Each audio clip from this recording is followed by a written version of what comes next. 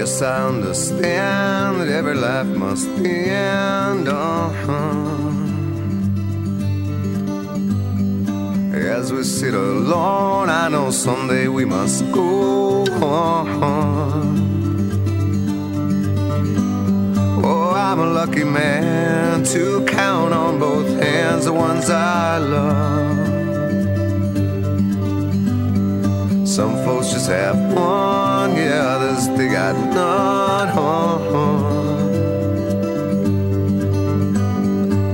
Stay with me, oh, let's just breathe.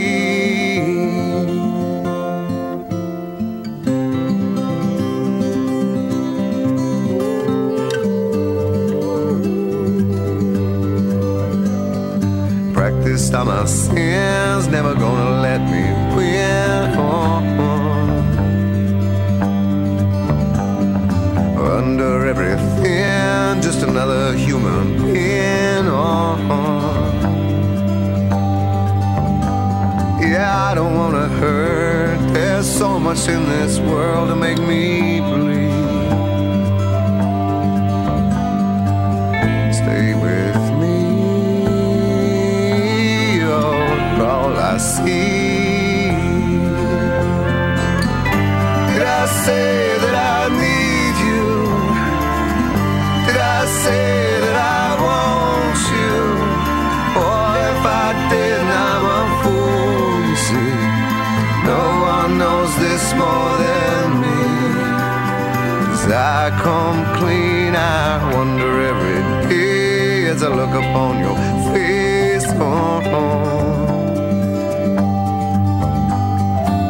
Everything you gave and nothing you would take on. Nothing you would take, everything you give. Did I say that I need you? Oh, did I say that I want you? Oh, if I did, I'm a fool, you see. No one knows this more than me. I come cleaner.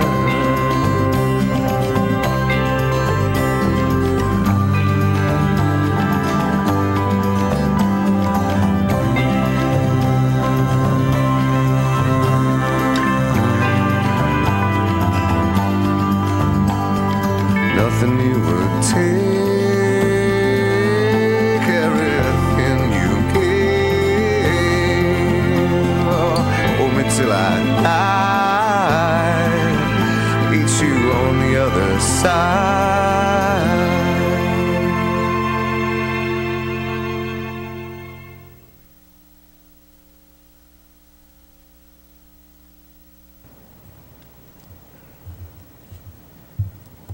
Would you all please stand for the presentation of colors?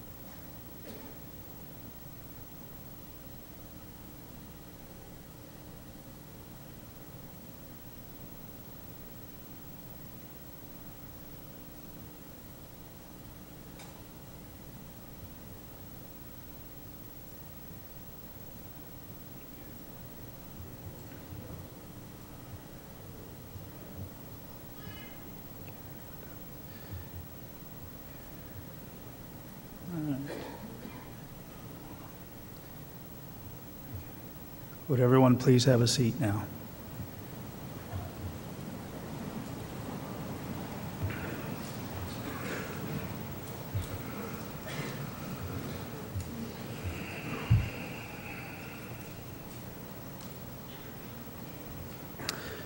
On behalf of Amy, Samuel, and the rest of Christopher's family, I would like to thank you for being here today.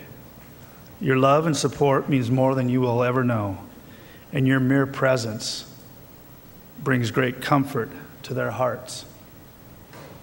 We gathered together today to celebrate the life of Christopher Douglas. We are here together to share in the memories that are instilled in our hearts. And we are here together to honor and reflect on a life well lived. Christopher Lee Douglas, affectionately known as Topher, was born in Colorado Springs, Colorado, November 19, 1971, to parents Donald R. Douglas, deceased, Rose M. Porter. Topher spent his childhood in Colorado Springs until he enlisted in the United States Air Force in Vandenberg, California, where his specialty was in intercontinental ballistics missiles maintenance. At Vandenberg, he honed his work ethic and began his journey as a disciplined leader. During his free time, he developed his passion for catching the perfect wave. There he co-founded the first Vandenberg Air Force Base Surf Club, which is still in existence today. Never for 1 second did Topher take for granted that he would be given tomorrow. He lived his life with such passion and could light up an entire room with his laughter. He prided himself on hard work and dedication to his crew and firehouse. He was always the first one up in the mornings and could routinely be found detailing the fire engine in his spare time. Topher was madly in love with his family. He married the love of his life, was an exceptional father to a beautiful 2-year-old son, and was very excited about his second on the way. He was a loving son and an overprotective big brother. The loss of Topher will forever leave a hole in the hearts of everyone he touched. He was a mentor, a husband, a father, a brother, and to all he was a friend. Christopher Lee Douglas was survived by his expectant wife, Amy Douglas, of Temecula, California, and his 2-year-old son, Samuel. Parents Donald R. Douglas, deceased, Rose M. Porter of Colorado Springs, brother Martin Douglas, his wife Heidi Douglas of Colorado Springs, and sister Heather Douglas of Denver, Colorado.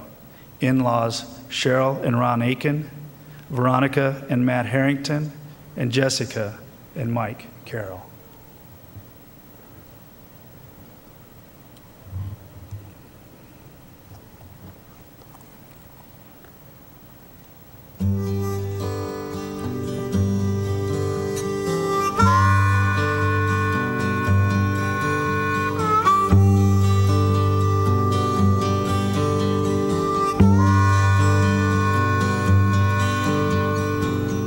Mother, Mother Ocean, I have heard you call. Wanted to sail upon your waters since I was 3 feet tall. You've seen it all. You've seen it all. Watch the man who rode you switch from sails to steam. In your belly you hold the treasures you have ever seen. Most of them dream. Most of them dream. Yes, I am a pirate, 200 years too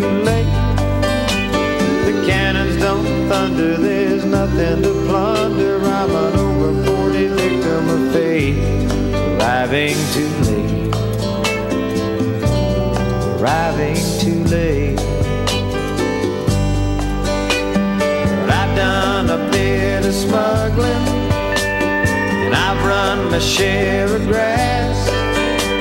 I made enough money to buy Miami, but I pissed it away so fast. Never meant to last, never meant to last. And I have been drunk now for over 2 weeks.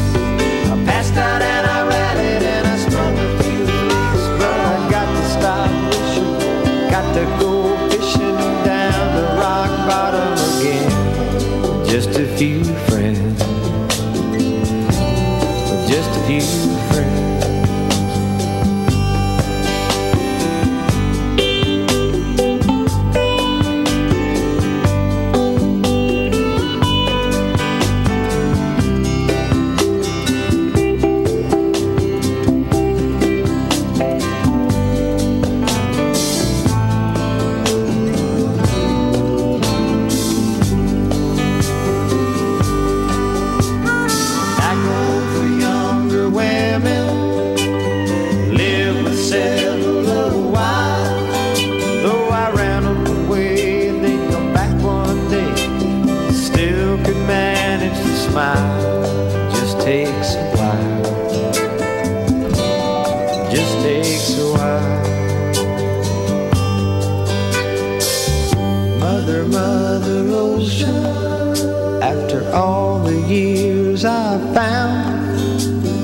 Occupational hazard beat.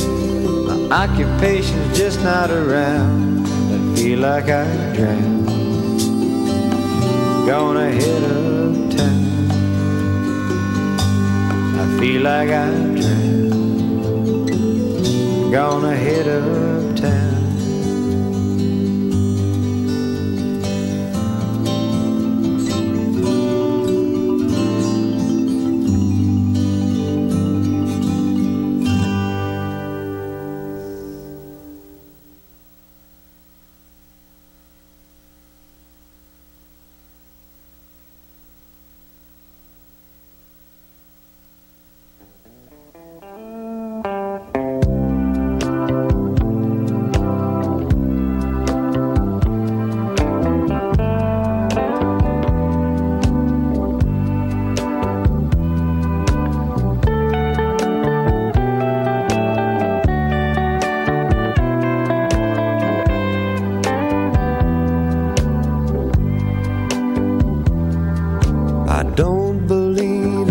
Stars, organic food and foreign cars. I don't believe the price of gold, the certainty of growing old, that right is right and left is wrong, that north and south can't get along, that east is east and west is west, and being first is always best. But I believe in love, I believe in babies,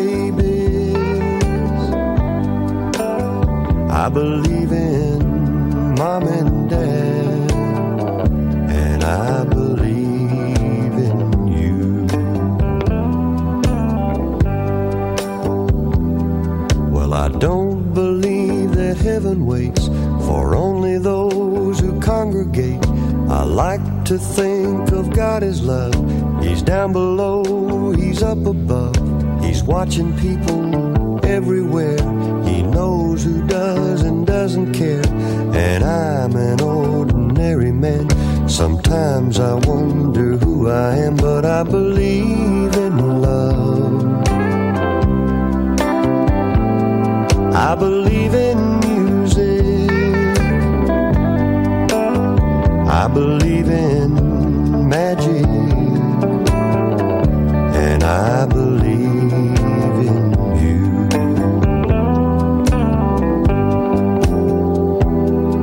I know with all my certainty what's going on with you and me is a good thing.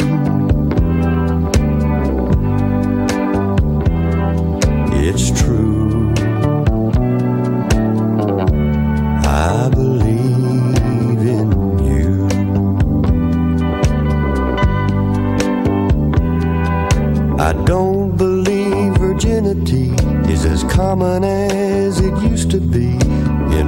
working days and sleeping nights, that black is black and white is white, that Superman and Robin Hood are still alive in Hollywood, that gasoline's in short supply, the rising cost of getting by, but I believe in love. I believe in old folks. I believe in children. I believe in you.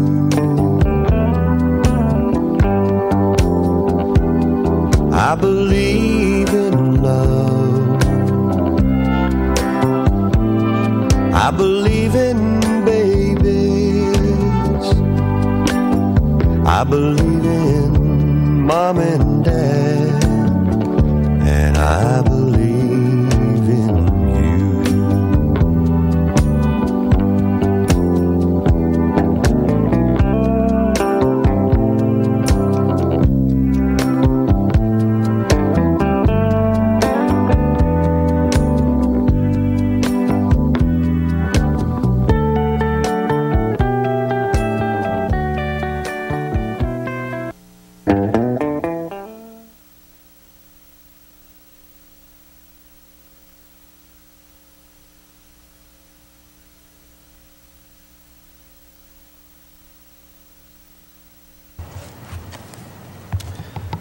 Psalms 23. The Lord is my shepherd, I shall not want.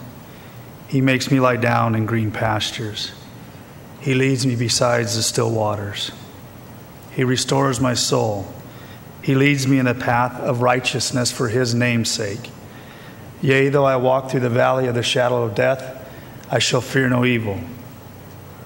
Your rod and your staff shall comfort me. You prepare a table for me in the presence of my enemies. You anoint my head with oil. My cup runneth over. Surely goodness and mercy shall follow me all the days of my life, and I will dwell in the house of the Lord forever.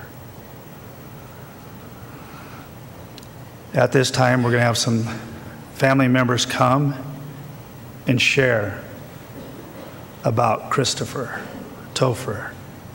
Our speakers now will be Ron Aiken, father-in-law and close friend to Christopher, and Dale Price, Christopher's best friend.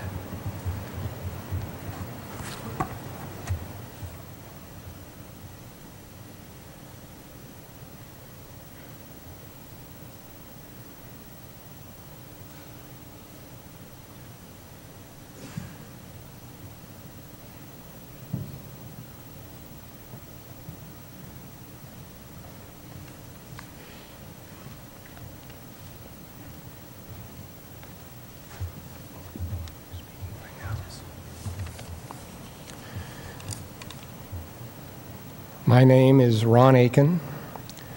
Chris Douglas was my son-in-law. Our family would like to thank CAL FIRE for their extraordinary efforts in helping Amy, Rose, Martin, and Heather cope through this difficult time and giving me the honor of speaking about Chris. My wife, Sherry, and I have 3 daughters, Veronica, Amy, and Jessica. Each in turn married 3 wonderful guys, Matt Harrington, Chris Douglas, and Mike Carroll. Matt and Mike have been tireless in their efforts to help us deal with all aspects of this heartbreak. Serving your country in uniform, be it military, fire, or police, comes with inherent risks. Daily, firefighters are called upon to make split-second decisions and react to things most people won't encounter in a lifetime. Sometimes they find themselves in predicaments not of their own choosing, where even skill and experience are not enough. Unlike most of us, they don't work in a controlled environment. No 2 situations are ever exactly the same. What works one time may not work the next. No one understood this more than Chris, and no one could be more selfless. Chris always put others and the department ahead of himself, which we always feared put Chris at even greater risk than most. The old cliche that only the good die young has a ring of truth to it. Because like Chris, the good put others first, often to their own peril.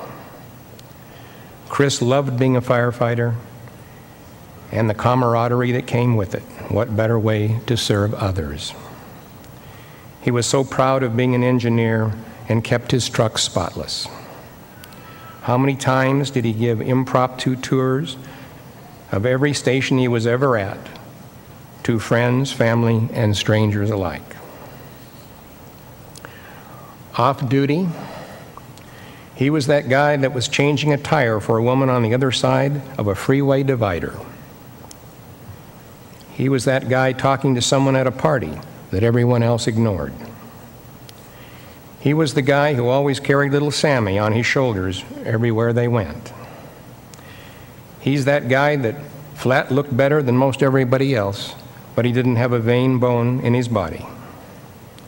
He was that guy that tried to pick up every tab.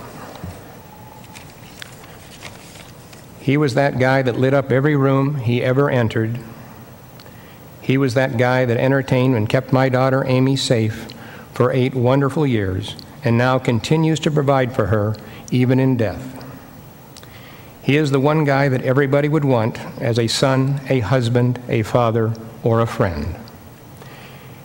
He was the guy that we were so proud of and loved so much as the son we never had. And finally, he was that one guy that truly deserves this wonderful ceremony. Thank you.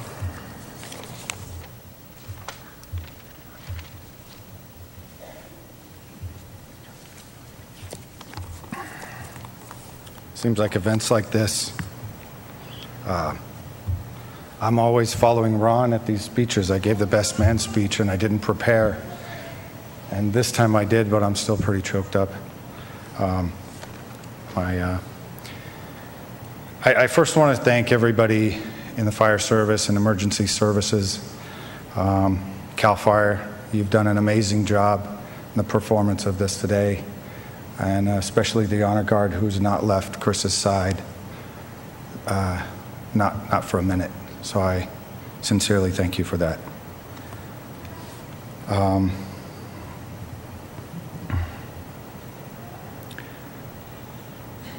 To call Chris my best friend, I think, is a little presumptuous, because there's probably 3,500 people that would love to have him as a best friend. Everyone that met him knew him from the laugh, and he was an endearing guy right from the very beginning. Bare feet and a smile, that's how he greeted you. So I met Chris years ago, back before email and cell phones, back when we were on Vandenberg. He had this big brown Chevy Blazer he bought for $500 at a junkyard, got the thing running. And he had these big sheepskin seat covers, and probably no better place you want to be after it's nice and get out of the water and it's cold. We were in the dorms together, and we got into a lot of trouble together, and I think he ran faster than me because I got caught most times and he didn't. And over the last few days, I've been remembering all these things that, you know, stories and fun times that we've had together, and I'm that handsome guy that you saw up there when I had hair, so, you know. But I'll tell you a few times when we were together. So back in Vandenberg, like I was saying, I was getting in trouble a little bit, and I had a second job working in the bowling alley, and I had this Volkswagen van, and it wouldn't start. And one time I'm sitting at the bowling alley, I worked in the back where you fix the pins, and I got a call from the manager saying, hey, there's 2 security forces, cops up here looking for you. And I'm like, oh, are you kidding me? What? Like, now what? So I make the long trek from the back of the bowling alley up to the front, and sure enough, I go to where you get the shoes, and there's 2 cops waiting for me, and I walk over there with my tail between my legs, and now what did I do? One of those things, and all of a sudden, blam, right through the door comes Chris and a buddy, Alan Bird, flip-flops in hand, and they ran all the way from the dorms to the bowling alley. So now I'm freaking out. I'm thinking, 2 cops looking for me, asking me who I am, and these 2 guys running through the door. I'm like, wait, what's going on here?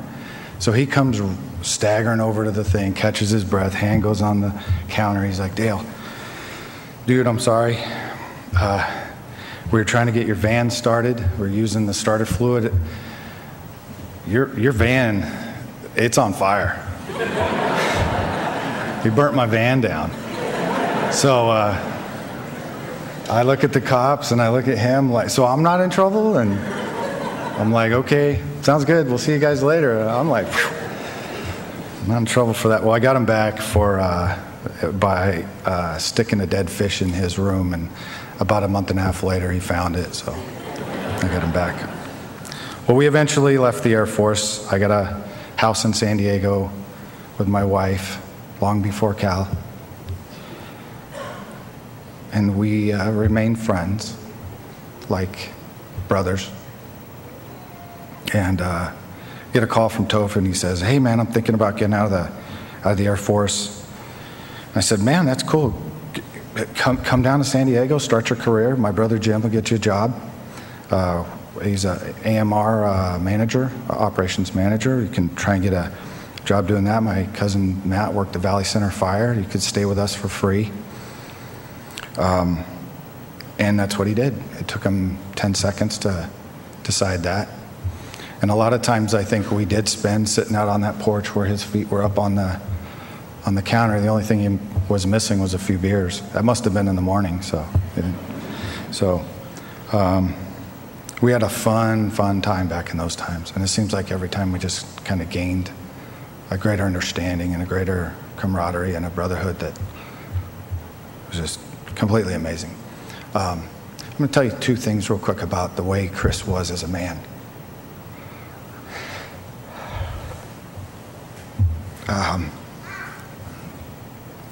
So I moved to Colorado with a job, Colorado Springs, and things didn't work out. And I called him and I said, hey man, I got to move back.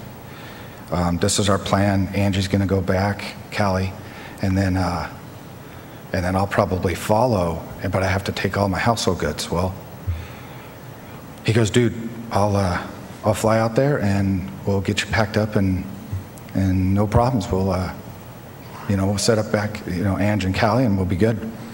He did. He flew in on a Thursday, packed up the truck, him and I, and jumped in the truck around noon, and then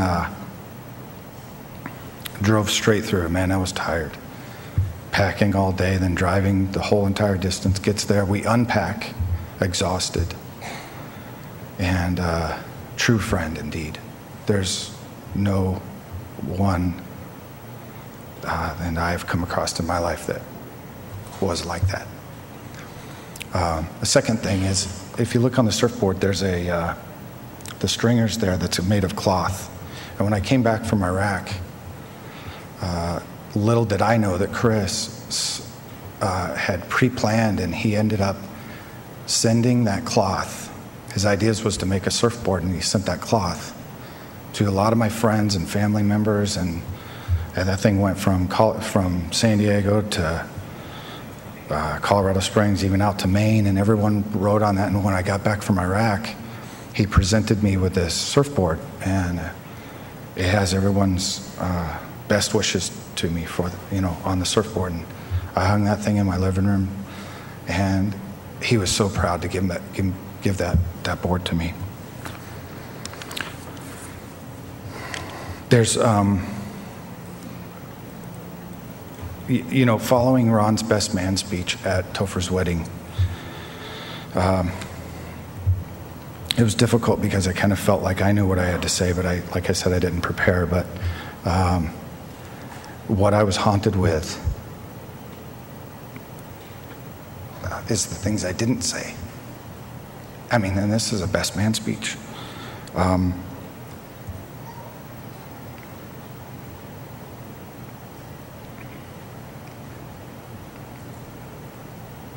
I didn't say what an incredible person I knew, that I was so enriched by his presence, his laugh, his generosity,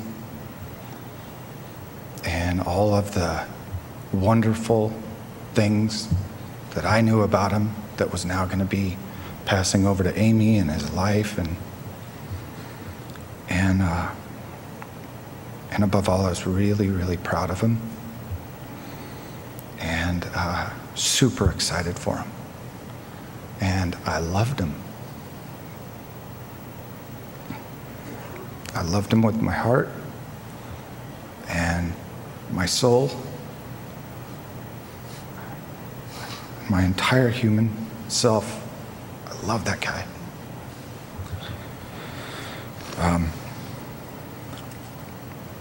And I think I passed my 5 minutes here, but I just think that Topher wouldn't give you the world because I think he expected you to go get your own world. He expected you to put your shoes on and go make your own world. But what he did give you is his heart, which meant the world to most people. And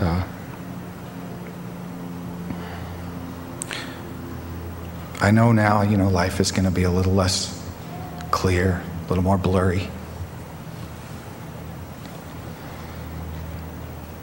I'll miss my friend.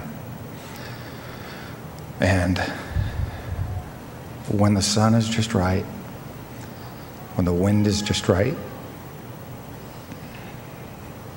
and the day is done, I'll feel his hand on my shoulder, and I know he's there saying, hey, toughen up, things will be okay. And all I hear is laugh. Thank you.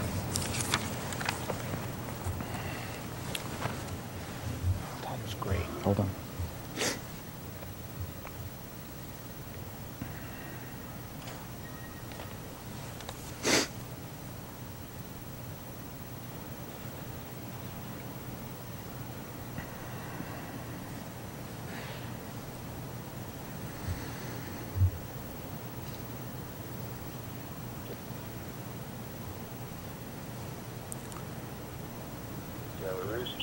Topher. Hey man, I'm just calling to say happy 4th of July, and I'm at work, but I'm thinking of you guys. Hope you guys have a good one tonight, and we'll see you guys soon, hopefully. We miss you, love you, and you guys have a good night. See you, bye.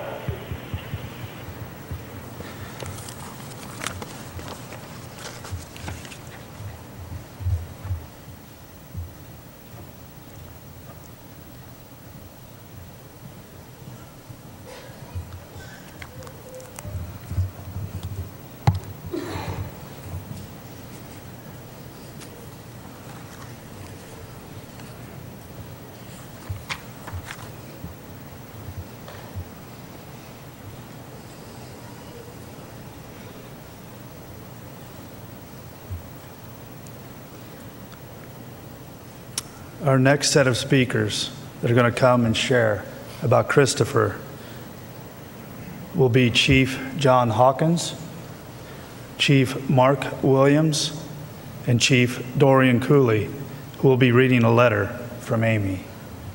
So if you gentlemen could please come.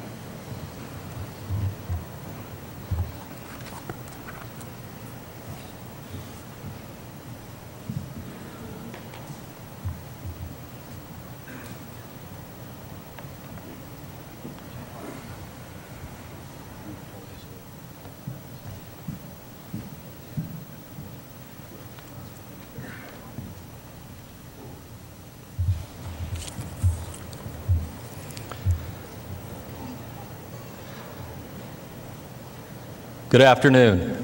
My name is John Hawkins, and I'm honored to serve as the CAL FIRE Riverside Unit, Riverside County Fire Chief.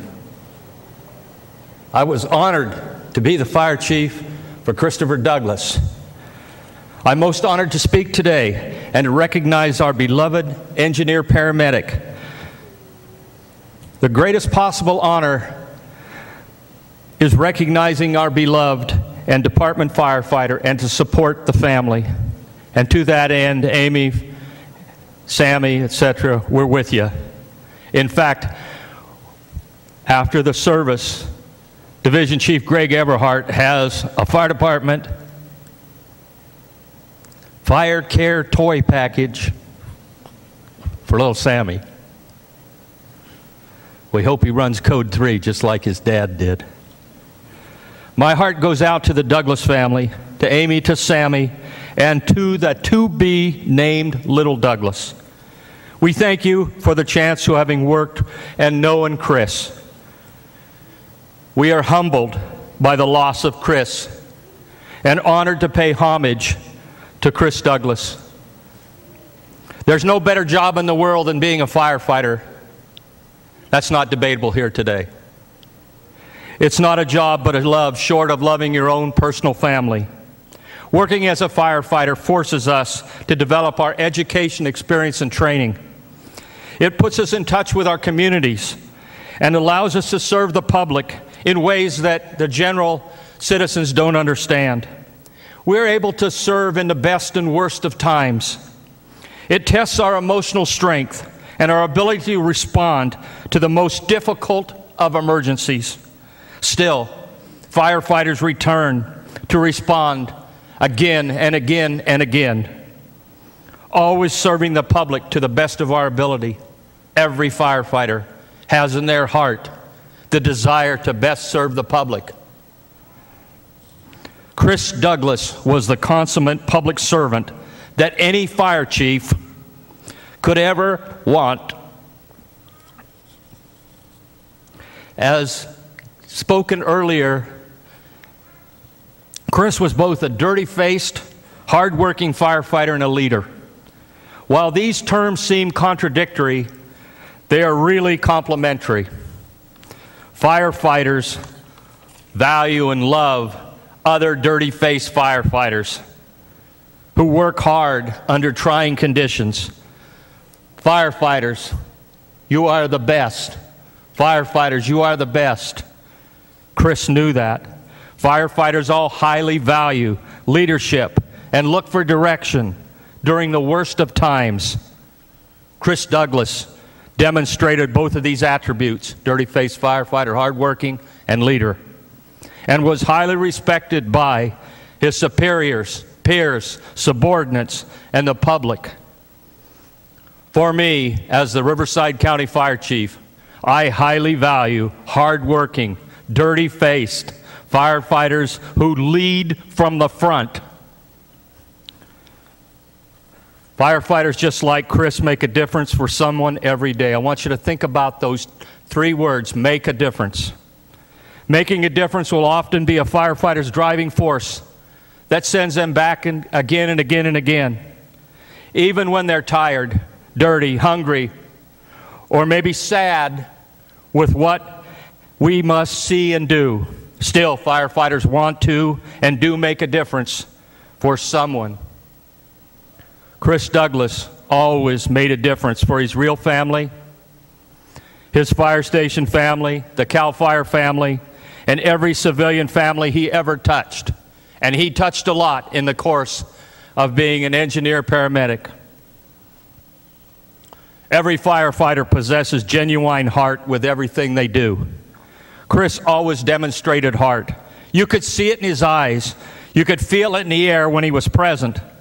You could see it in the actions when he was fighting fire or helping a heart attack victim. Everyone knew that Chris always had heart. He just didn't talk the heart talk.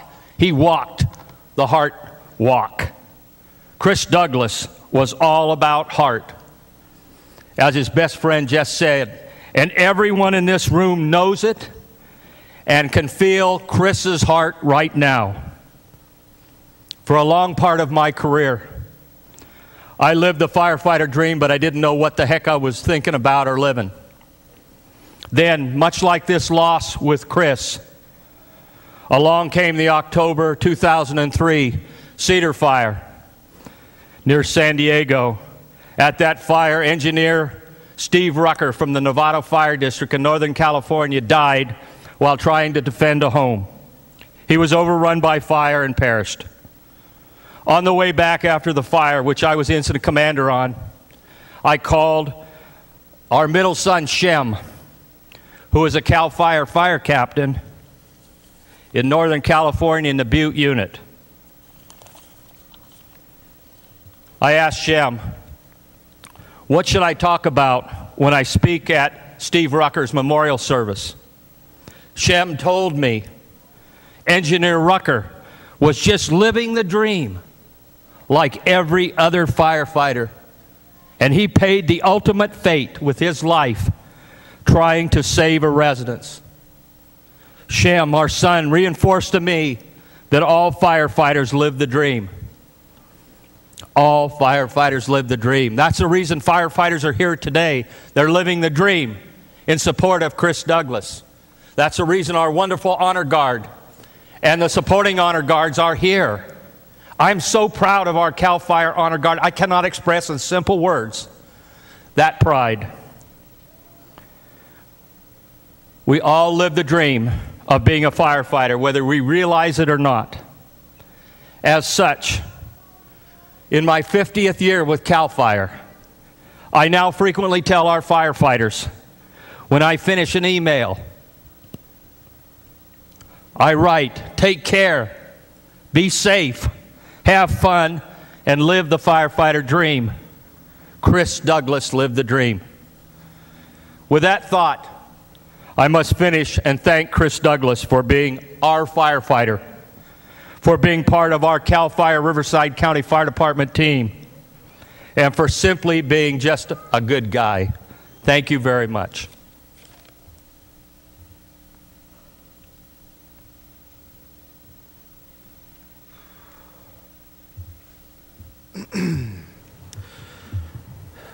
I'm Mark Williams. I was Chris's battalion chief. I was honored when Amy asked for me to speak for Chris. I had it all written out, and I actually practiced it. And I said to myself, if I can't speak from the heart, I'm not reading it on paper. So what comes out is what is from my heart. A little over 16 months ago, I became a battalion chief in the West Desert Division in Battalion 10. I'm trying to put a team together with my partner, Chief Tomlinson. We've strived to put one of the best teams together we can in our battalion. When it came to hire a paramedic engineer, I had picked out a name. It wasn't Chris. And then I got a phone call from Chief Cooley. This is who you're hiring. And it was Chris Douglas. And it was evident we all have a boy in the fire service. And this was Chief Cooley's boy. So I knew the pecking order, and we took him. I knew who Chris was. I never had the opportunity to work with Chris when I was on the floor. When he first walked into the station, and a lot of the folks that have spoke have already said the smile, the aura, the light, the atmosphere comes when Chris walks in. So I shook my head. Okay, this should work out. So I brought him in the office, and I sat him down, and I said, Chris, you know I didn't pick you. And he says, I know. And I said, but I'm glad you're here. And he says he was glad to be here too, and he'd do the best darn job he could do for me. That was the extent of my expectation to Chris, because I knew, just by those words, by giving himself to the battalion, to the division, to the department, he was going to do the best darn job he can do was enough for me. Captain Weatherholt, had a good guy with him. He was training him to be a leader, to take that next step. That's what he wanted to be. He'd walk around the station, and you can hear Scott, "Can I be the captain today?"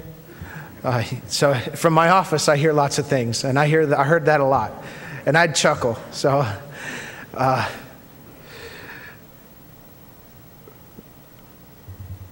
Thursday night when I was leaving the station, a reporter from a news affiliate in the desert, he stopped me on the way out, and he asked me, "Hey, I don't want to interview you, but I want to know who Chris was." I didn't even know this guy. So I looked him right in the eyes and I said, "You want to know what kind of guy Chris Douglas was? He was the guy that you wanted with you wherever you were at. He was that guy," just like his best friend said. Like Mr. Aiken said, he was that guy. He was that guy you wanted on that call. He was that guy you wanted in your fire station. So the folks that do know Chris, he thinks he was a good cook. The first night I ever had the opportunity to have Chris's dinner, he asked me what I wanted, and I said, "Knock yourself out." So he cooked chicken. That's all he cooked. It was chicken. I swear. "Is there anything else?" He said, "Chicken." Unbeknownst to me, all the sides were stuffed in the chicken, so we just had a giant chicken breast. Chris was a blessing to have at Station 35 in the battalion. Chief Thompson and I would just pile his plate full of administrative work, and he was running wild with it. And I think that's what kind of got Scott going, that we were letting the reins loose on him, and we were trying to develop Chris for the next step. Even though he just promoted, we saw the potential that Chris is going to be a captain. I turned to Chris a few times on days that I was having rough days. He'd come sit in the office, and he goes, "What's on your mind?" And he'd put his feet up on my desk. And we'd talk cars, because he's a big car guy. We'd talk surfing.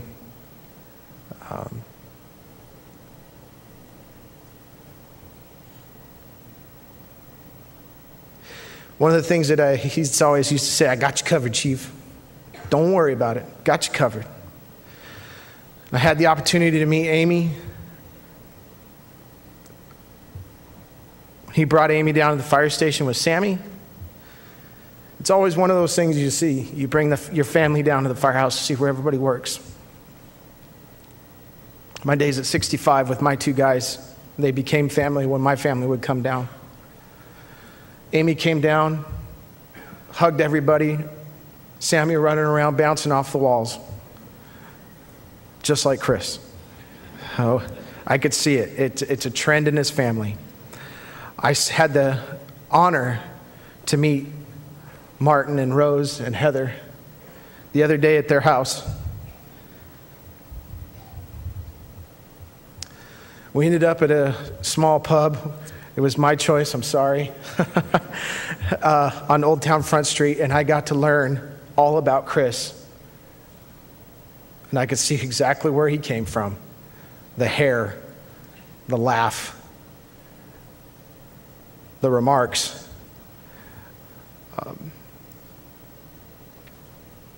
And they got to learn how Chris was with us in this fire service. Martin told us a story, and I'm not going to tell everybody, Martin, so I have, but I won't tell these folks what Chris would do to him, and I could see it.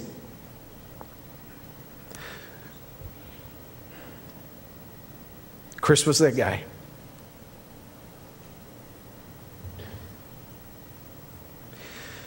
We had a training burnout in Beaumont. Winds were howling, 40 miles an hour from the west. We're doing a Control 3 burn in this wind. So I drive out. These guys are crazy. What are they doing?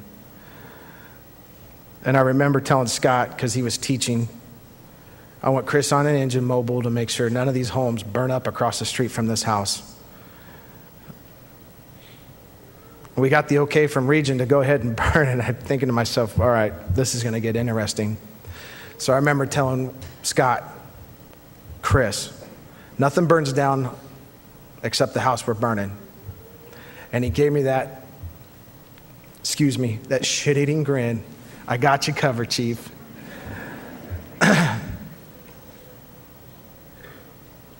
So telling that reporter what kind of guy he was, he was that guy that everybody wanted to be with. Everybody wanted a Chris Douglas at his fire station.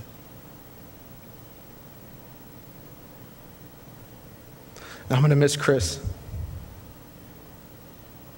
I'm going to miss Friday mornings having coffee with him, because him and I and Scott would sit down at the table Friday mornings and have coffee. And he'd talk about Amy. He'd talk about Sammy.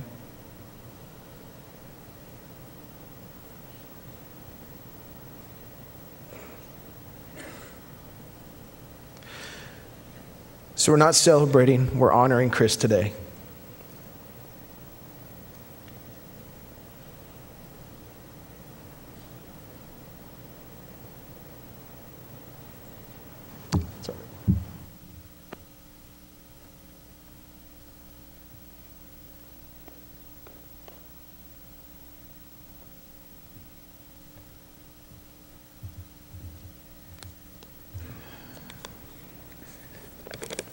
Mark didn't tell all the story.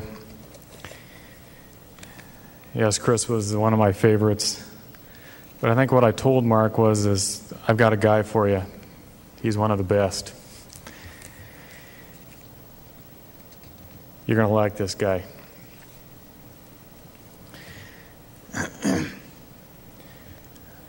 I'm honored to stand before you. I was asked by Amy to give a few words and talk about Chris as a firefighter, what he meant to us. I was further humbled this week when Amy asked me to also read her message. I'll do that in a minute after I talk about Chris a little bit more. I had the privilege of working with Chris since we hired him.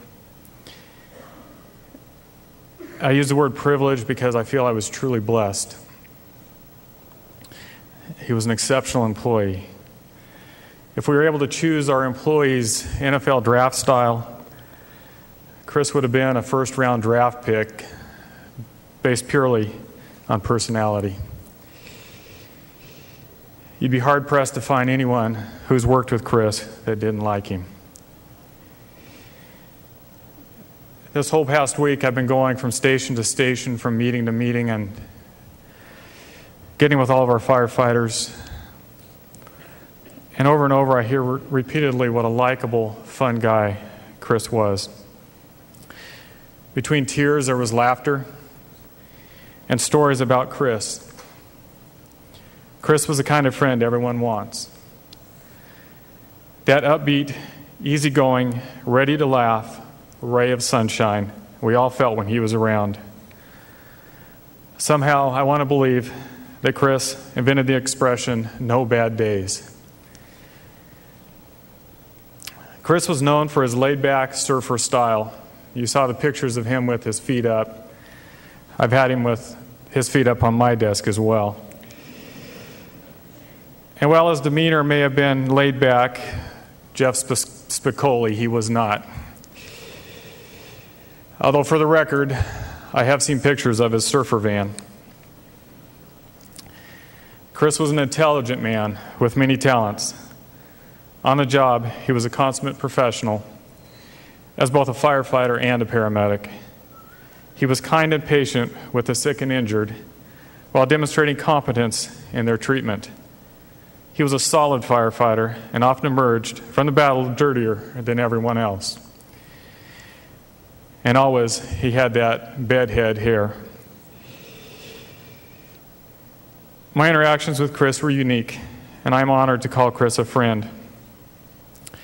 At Chris and Amy's wedding, my wife and I were seated with his family. There is a saying that the apple doesn't fall too far from the tree.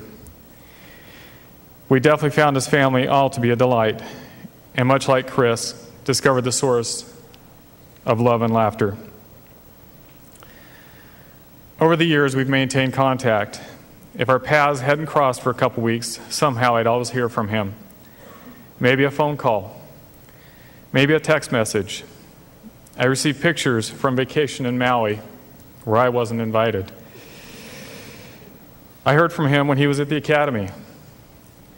I received random pictures of Corona bottles. Every exchange brought a smile to my face or laughter to wherever I was. We both love the water. We both love the ocean. To this day, I'll never forget the story he told me about how he had convinced some vendor to rent him a sailboat. After extolling the virtues of his experience, as Chris related to me, I think he sounded like a large ship captain or something. Prior to that point, I think his only experience maybe was a book or YouTube. Chris and I talked about wives and children and house projects. We talked about favorite Jeeps with no brakes. And despite our constant joking and banter, when talk turned serious, it was so obvious how much he loved Amy and Sammy. He told everyone that he had married up. We talked about in-laws, and Chris would be the first to admit how close he was to his. He felt so very lucky. On my phone, there still remains the last text message I received from Chris. It was from several weeks ago. And he told me that Amy was pregnant. The message went something like, "What has two thumbs and is going to have a baby?" I was trying to put my boys to bed at the time, and Sonia heard me laughing loudly in the boys' bedroom as I was distracted talking with Chris.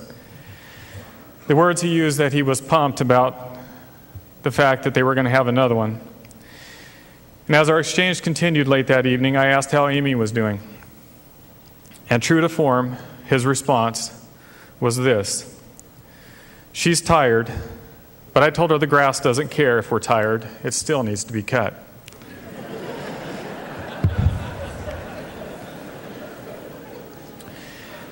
That was the Chris we all knew and loved. Amy and the entire family, we are blessed to have known Chris. We were privileged to work with him. We were honored to call him friend. I now want to read Amy's message to all of you. I'm eternally grateful to firefighter engineer Scott Gutierrez for introducing me to the love of my life. Little did I know that when I sold Scott a condo and jokingly asked the question, "Do you know any hot firemen?" I would forever be changed. Before ever laying eyes on Topher, I heard his voice. He called me on the phone as a pre-first date introduction. We spoke comfortably for an hour without a single ounce of awkwardness or pause.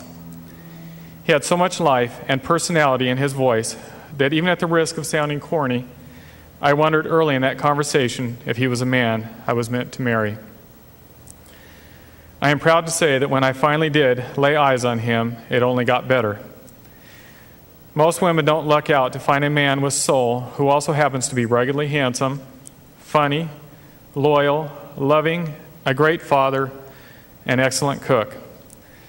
But I guess I'm one of those few lucky exceptions. Topher possessed a sincere passion for life. My hobbies before him included TV and shopping, where his included surfing, playing the guitar, cooking, sailing, fixing cars, camping, fishing, snowboarding, and even working towards his pilot license. Before him, I was a mere spectator on life. Topher was an active participant. Through his interest and winning personality, he brought the world to me and made my life more rewarding. He was not an ordinary guy that might slack or take shortcuts. He was extraordinary. Toph had an extremely strong work ethic and took all tasks head on, be it the fire service, a personal project, nurturing friendships, or loving his family. It was important to Topher to have me stay home full-time with Sammy, which placed more burden on his already difficult work schedule. He was gone half the time and missed out on too many fun events, but he never complained. He promised me it was for a good cause, and he was proud to do the work. Although it was difficult being without him so much, when he finally came home, I realized he was definitely worth the wait. Somewhere in our 8.5 years together, 6 of which were married, I reluctantly came to the understanding that as much as I wanted Topher for myself, that I would have to share him. His love of service and helping others was too big to contain. Topher had a profound effect on people and made them feel safe, loved, and special.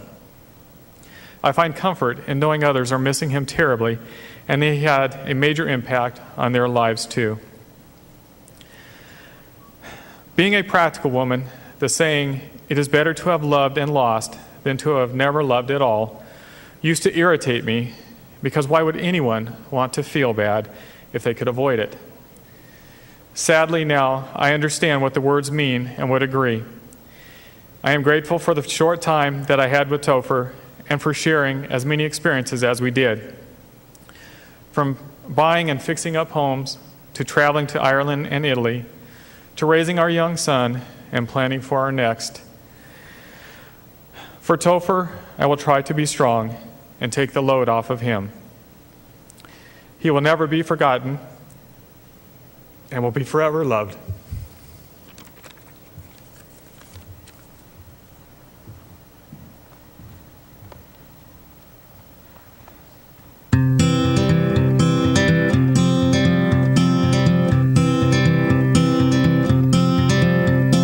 Hold on to me as we go, as we roll down this unfamiliar road. And although this wave is stringing us along, just know you're not alone, 'cause I'm gonna make this place your home. Settle down, it'll all be clear. Don't pay no mind to the demons, they fill you with fear. The trouble, it might drag you down. If you get lost, you can always be found. Just know you're not alone, 'cause I'm gonna make this place your home.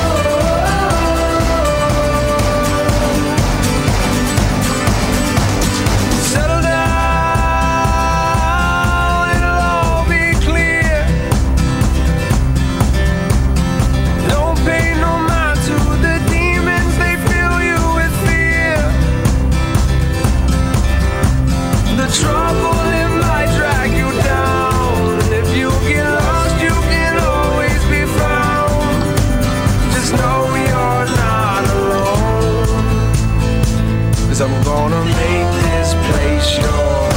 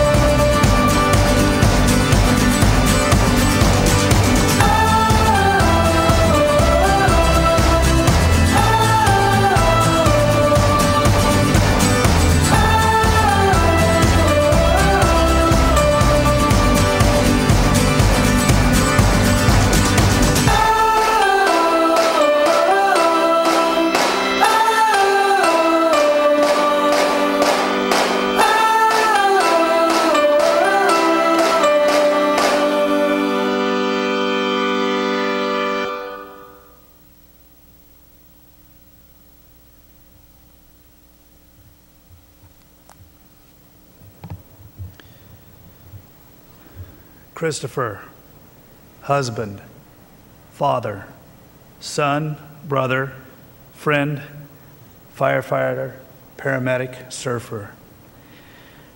Christopher had a passion for every role he played in this life. And although he no longer may be with you, he lives on in each and every one of you. Amy, your husband's legacy lives on in you. Samuel, a new precious baby, your daddy's legacy lives on in you. Rose, your son's legacy lives on through you. Martin and Heather, your brother's legacy lives on through you. Family, friends, fellow firefighters, Christopher's legacy lives on through you. Christopher had a passion for all the things in this life. We've heard about his passion and devotion for his wife and his children. We've heard about his passion and dedication to hard work, a dedication that made him a natural leader. He was someone that others looked up to and followed. And we also learned and heard about the passion that he had for others in need, others that he would stop and help, whom he didn't even know, but he had a passion for them. Christopher had a passion for all things, including surfing. I'm sure if I could talk to those of you who knew Christopher well, you would tell me that he couldn't wait for the next wave. In fact, while I was talking to Amy and Heather earlier this week, Heather made the comment that the ocean was Christopher's church. It was a place where he would go and unwind from the responsibilities that he carried out on a daily basis. The place where he could find peace and contentment.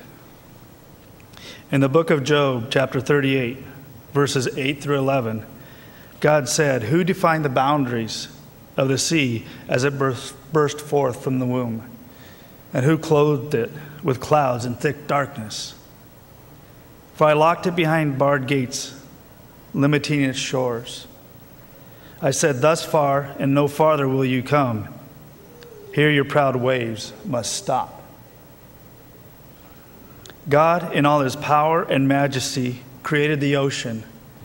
And not only did he create the ocean, but he commanded the ocean as to where to start and where to stop. And then he set the ocean in motion, creating the waves that Christopher loved so much. And then God created Christopher, and then God created Christopher, one of a kind, unique, passionate Christopher. It was God who gave Christopher his great affection for the ocean. And I can only imagine that as he sat on his board in the midst of those miraculous waves, that was when Christopher had church, as Heather said. And that was where his thoughts turned to his beautiful, cherished wife, his precious children, his beloved family and friends, and his esteemed co-workers. I don't know why Christopher had to leave this earth so soon, and I'm so sorry for your loss. Today is hard because grief is hard. Grief exists because love exists, and love demands grief. Unfortunately, there is no way around grieving.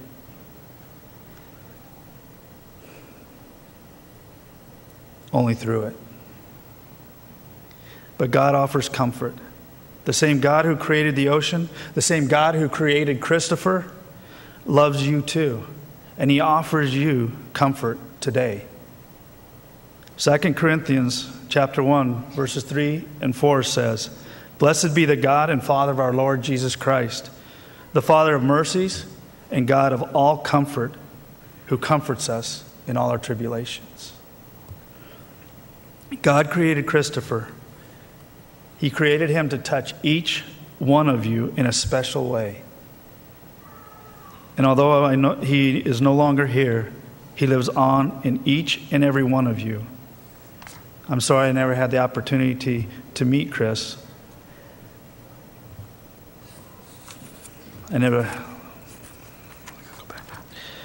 I'm sorry that I never had the privilege of meeting him. But from what I know about him now, I know that he would want you to live each day with passion, to live loud and laugh hard. He would want you to keep his memory alive, to celebrate life, and to love each other continuously. Would you pray with me? Father, I ask that your presence would be felt here today. Thank you for the life of Christopher and for the opportunity to celebrate his life. Lord, I ask that you would bring comfort to Christopher's family, to his friends, to his co-workers, a comfort not only for today, but for the days and months ahead. Bless Amy and her children, Lord. Give them your strength. May they feel your love in a powerful way. In Jesus' name, amen.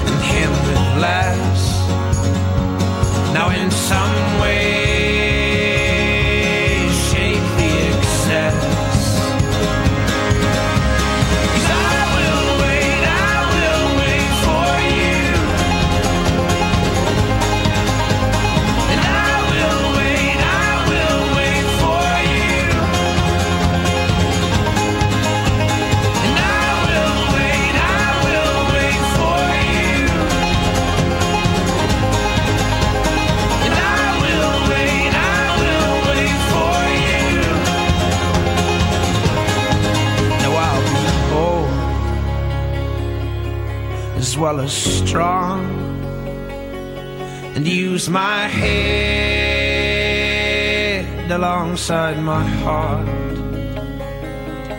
so tame my flesh and fix my eyes, a tethered mind freed from the lies.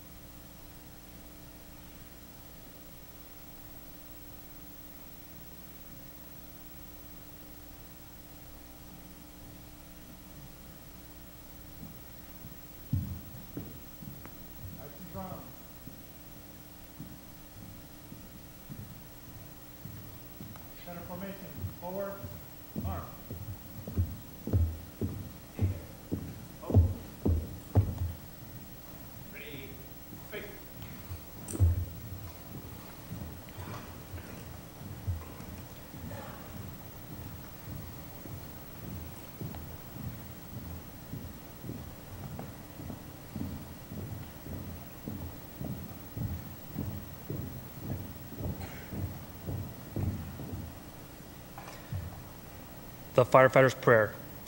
When I'm called to duty, God, wherever flames may rage, give me strength to save a life, whatever be its age.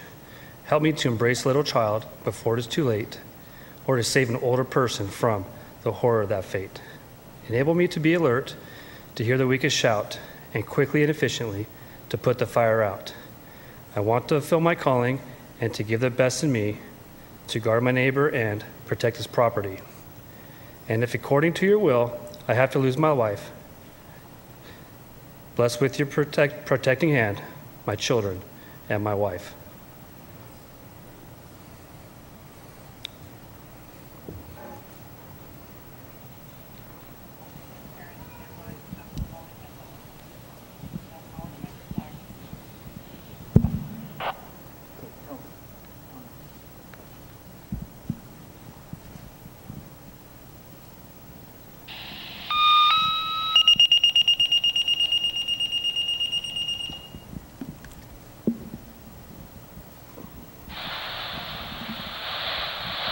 This is the last alarm for engineer paramedic Christopher Douglas.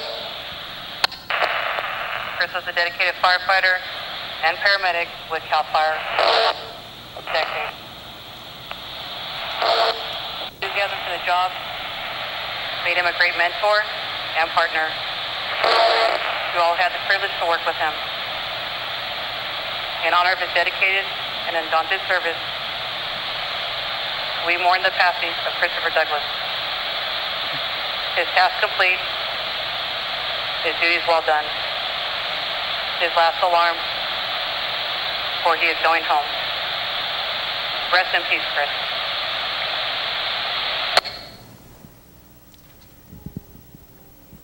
The firefighter's last alarm. The men and women of today's fire service are confronted with a more dangerous work environment than ever before. We are forced to continually change our strategies and tactics to accomplish our task. Our methods may have changed, but our goals remain the same as they were in the past, to save lives and to protect property. Sometimes this is done at a terrible cost. However, this is what we do. This is our chosen profession. This is a tradition of the firefighter. The fire service of today is ever-changing, but is steeped in traditions over 200 years old. One such tradition is the sounding of a bell. In the past, as firefighters began their tour of duty, it was the bell that signaled the beginning of that day's shift. Through the day and night, each alarm was sounded by a bell, which summoned these brave souls to fight fires and place their lives in jeopardy for the good of their fellow citizens. When the fire was out and all the tasks had come to an end, it was the bell that signaled to all the completion of that alarm. When a firefighter died in line of duty, paying the supreme sacrifice, it was the mournful toll of the bell that tearfully announced the passing of a fellow firefighter. We utilize these traditions as symbols which reflect honor and respect for those who have given so much and who have served so well. To symbolize the devotion that these brave souls have for their duty, a special signal of 3 rings, 3 times each, represents the end of the firefighter's duties and that they will be returning to quarters. Finally, to Christopher, who has devotedly given his life for the good of his fellow citizens, his task completed, his duties well done. To fire apparatus engineer paramedic Christopher Douglas, his last alarm, he is going home.